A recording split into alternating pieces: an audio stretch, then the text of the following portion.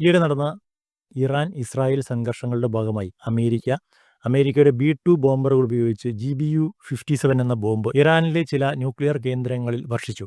GBU-57 എന്ന bomb ഏകദേശം 14,000 kilo ഭാരം വരുന്നതാണ്.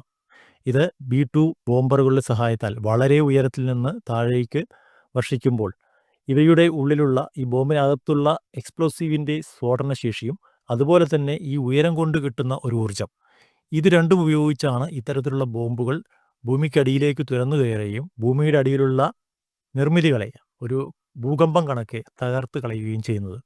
ഇത്തരത്തിലുള്ള വലിയ ഭാരം കൂടിയ ബോംബുകൾ നിർമ്മിക്കാൻ എല്ലാ രാജ്യങ്ങൾക്കും സാധിക്കുമെങ്കിലും വലിയ ഭാരം കൂടിയ ബോംബുകളെ വഹിക്കാനുള്ള വിമാനങ്ങൾ, സ്റ്റെൽത്ത് സാങ്കേതിക വിദ്യയോടുകൂടിയുള്ള വിമാനങ്ങൾ പല രാജ്യങ്ങളുടെയും കയ്യിലില്ല എന്നുള്ളതാണ് വാസ്തവം. ഇത്തരത്തിലുള്ള വിമാനങ്ങൾ നിർമ്മിച്ചെടുക്കാനുള്ള സാമ്പത്തികവും സാങ്കേതികവുമായുള്ള പരിമിതികളെ മറികടക്കാൻ പല രാജ്യങ്ങളും ചെയ്യുന്നത് അവരുടെ കയ്യിലുള്ള മിസൈലിനെ പരിഷ്കരിച്ച് പുതിയ തരത്തിലുള്ള ബങ്കർ ബസ്റ്റർ മിസൈലുകൾ നിർമ്മിക്കുക എന്നുള്ളതാണ്.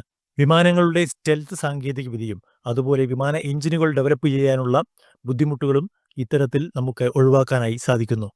മാത്രമല്ല സാമ്പത്തികമായിട്ടുള്ള ബാധ്യതയിൽ നിന്നുള്ള രക്ഷയും ഇതുമൂലം ലഭിക്കുന്നു. റഷ്യ, ചൈന മുതലായ പല രാജ്യങ്ങളും ഇത്തരത്തിൽ മിസൈലുകൾ പരിഷ്കരിച്ച് ബങ്കർ ബസ്റ്റർ മിസൈലുകൾ നിർമ്മിച്ചിട്ടുണ്ട്. മിസൈലുകളുടെ ദൂരപരിധി കുറച്ച് അവയുടെ സ്ഫോടക വസ്തുക്കൾ വഹിക്കാനുള്ള കഴിവ് കൂട്ടിയാണ് ഇത്തരത്തിലുള്ള മിസൈലുകൾ നിർമ്മിച്ചെടുക്കുന്നത്. ബങ്കർ ബസ്റ്റർ ആയുധങ്ങൾ സ്ട്രാറ്റജിക് ആയിട്ടുള്ള ആയുധങ്ങളായതിനാൽ ഇതിൻ്റെ കൃത്യമായിട്ടുള്ള വിവരണങ്ങൾ പുറത്തുവിടുകയില്ല. റഷ്യയ്ക്ക് KB-1500 എന്ന ഒരു മിസൈലുണ്ട്. 20 മീറ്റർ ആഴത്തിൽ വരെ എത്തി ആക്രമിക്കാൻ ശേഷിയുള്ള മിസൈലാണിത്.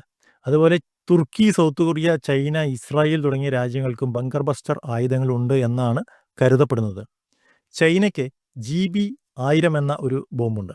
അതുപോലെ അവരുടെ DF-15 എന്ന ഒരു മിസൈലിനെ പരിഷ്കരിച്ച് DF-15C എന്ന പേരിൽ അവരൊരു പുതിയ പതിപ്പ് ഇറക്കിയിരുന്നു. ഈ DF-15Cക്ക് ഏകദേശം 20 മീറ്റർ ആഴത്തിൽ കടന്നു ചെന്ന് ആക്രമിക്കാനുള്ള ശേഷിയുണ്ട് എന്നാണ് പറയപ്പെടുന്നത്. ഇതിന് ഏകദേശം 700 മീറ്ററാണ് പരിധി ആയി കണക്കാക്കുന്നത്. ഇപ്പോൾ ഇന്ത്യ ചെയ്യാൻ ഉദ്ദേശിക്കുന്നത്, മാധ്യമങ്ങളിൽ കാണുന്നത്, ഇന്ത്യയുടെ അഗ്നി 5 എന്ന ഏകദേശം 5000 കിലോമീറ്ററോളം സഞ്ചരിക്കാൻ സാധിക്കുന്ന മിസൈലിൻ്റെ ശേഷി അല്ലെങ്കിൽ അതിൻ്റെ ദൂരപരിധി കുറയ്ക്കുകയും കൂടുതൽ എക്സ്പ്ലോസീവ്സ് അല്ലെങ്കിൽ കൂടുതൽ ഭാരം കൂടിയ ബോംബുകൾ വഹിക്കുന്ന തരത്തിൽ ഈ മിസൈലിനെ പരിഷ്കരിക്കുന്നു എന്നാണ് ഇപ്പോൾ അറിയാനായിട്ട് സാധിക്കുന്നത്. ഇതിൻ്റെ പെനിട്രേറ്റിംഗ് പവറും നിലവിലുള്ള അമേരിക്ക ഉൾപ്പെടെയുള്ള രാജ്യങ്ങളോട് കിടപിടിക്കുന്നതോ അല്ലെങ്കിൽ അതിൽ കൂടുതലോ ആയിരിക്കും എന്നാണ് അറിയാനായിട്ട് സാധിക്കുന്നത്. ഈയിടെ നടന്ന ഓപ്പറേഷൻ സിന്ദൂരിൽ ഇത്തരത്തിൽ ഇന്ത്യയുടെ ഒരു മിസൈൽ പാകിസ്ഥാൻ്റെ ന്യൂക്ലിയർ ഫെസിലിറ്റിയുടെ കവാടം അടച്ചു കളഞ്ഞു അല്ലെങ്കിൽ അടയ്ക്കുന്ന തരത്തിലുള്ള ഒരു ആക്രമണം നടത്തി എന്ന് വാർത്ത വന്നിരുന്നു.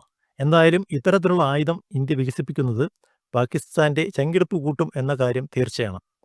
ഇന്ത്യയുടെ സൂപ്പർ പവറായുള്ള വളർച്ചയുടെ പല ഘട്ടങ്ങളിൽ ഒന്നായി ഇതിനെയും നമുക്ക് കാണാം.